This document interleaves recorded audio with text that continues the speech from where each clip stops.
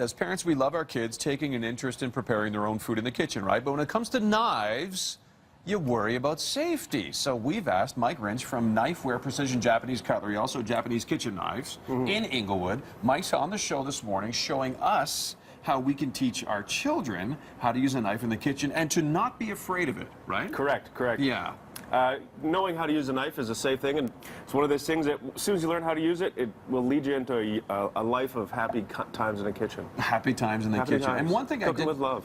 Exactly, right? And I noticed that you have knives that are for sale that are specifically skewed towards children. Yeah, we specialize in Japanese kitchen knives. Yeah. They're harder steel, they stay sharp for a long time, but they've designed some knives that are for kids to use to help you join you in the kitchen so they can learn to cook too and still be safe. Yeah, exactly. Yeah. And I noticed they're smaller, so they're more appropriate to the size of children compared to adults and that type of thing, right? Yeah, the balance, it'll fit better in their hand, work better. I should introduce, there's Mim at the far side. She's 10 years of age. Then there's Molly beside her. She's 12. They are going to be learning how to cut this morning from Mike. So why don't we get to it? You're going to do potatoes first, right? Yeah, we got some potatoes and tomatoes. So one of the first things we need to learn when we're using a knife is how to hold it.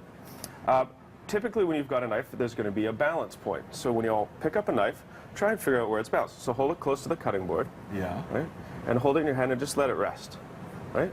So you're probably good right there. So what you want to do is pinch the knife here, like this. At the balance point, the balance point, and then put your other fingers in behind, right? Now, hold the knife so you can cut with it.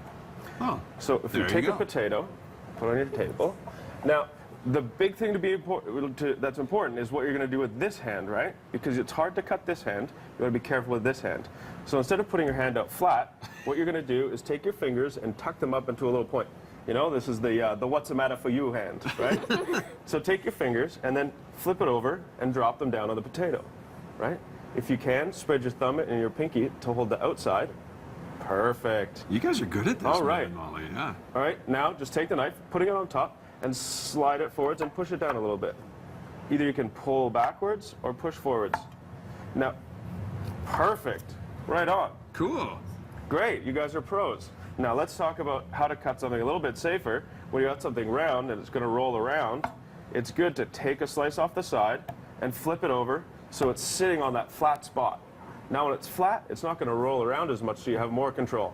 The more control you have, the safer you are. Nice. All right? Nice. What kind of age do you think, Mike, kids could get going with a knife?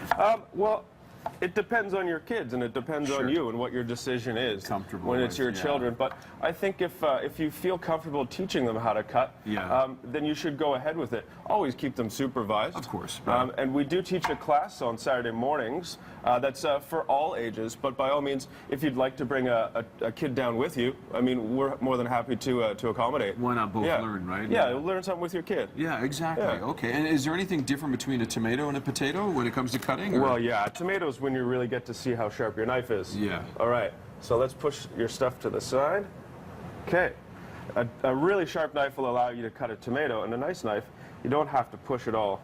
You just have to slide, and it goes right through. And the weight of the knife goes through it, eh? So here's the trick when you're cutting a tomato. Cut it into wedges. Yeah. Okay. And then take the seeds and the center out. Now you've got a nice flat piece of tomato, and you can take little slices like this, and then you turn the tomatoes around, and you slice it like that, and now you've got nice fresh diced tomato. Outstanding. Now you can make fresh salsa, and it's not all wet and soupy because of the seeds. Exactly, right? Look at Mim and Molly go. You guys are pros. Look at that. Future chefs right here.